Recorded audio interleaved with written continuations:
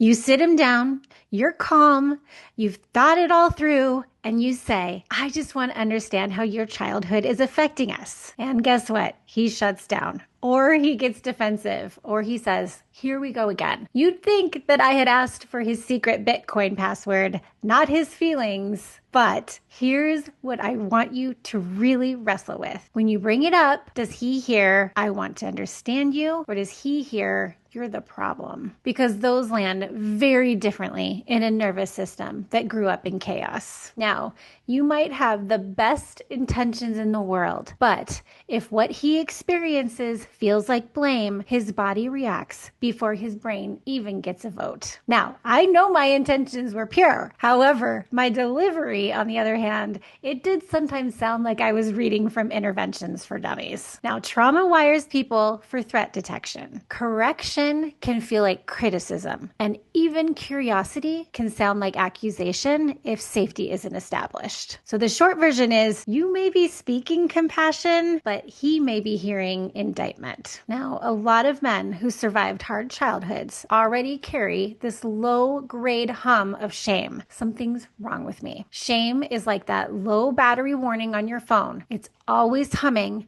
but you can't find the charger. So when you say your trauma is affecting us, what he might hear is, you're broken, you're failing, and you're the reason this marriage is hard. If shame had a voice, it'd sound like that one gym teacher who only ever called you by your last name. Now, shame does not create openness. It creates armor. So instead of labeling the source, I want you to shift to describing the impact. It turns out that solving marital conflict is less CSI and more Great British Bake Off. It's less forensics and more feelings. It's not your past is making you withdraw, but it's rather, when we don't talk for days after conflict, I feel alone. I need connection. Can we work on that? Now that's ownership, that's partnership, and that is definitely less threatening. You don't need to have him agree on the origin story to start addressing the behavior. So,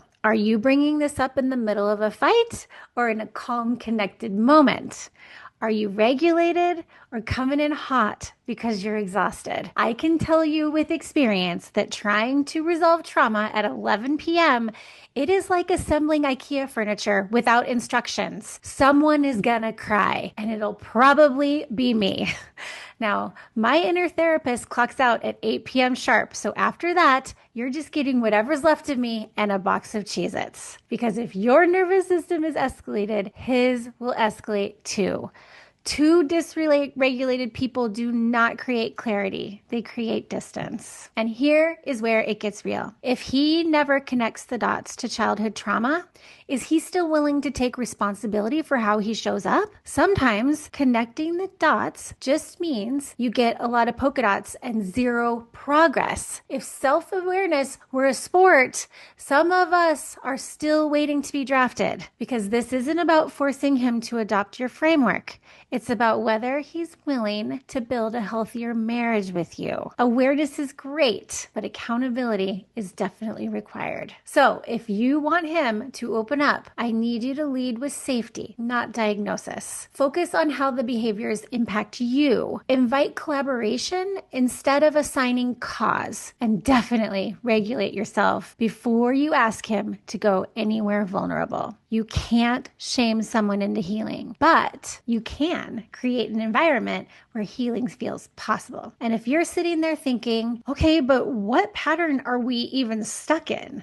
That's exactly why I created something for you. I put together a free quiz. It's called 9 Patterns Keeping You Apart. Which one is running your relationship? Because most couples aren't stuck because they don't care. They're stuck because a dynamic has quietly taken over. And once you can name the pattern, everything shifts. You stop guessing, you stop over-personalizing, and you start responding with clarity. It just takes a few minutes, and it will give you language for what's really happening underneath the surface. You can grab it in the show notes. You don't have to keep walking on eggshells without understanding why.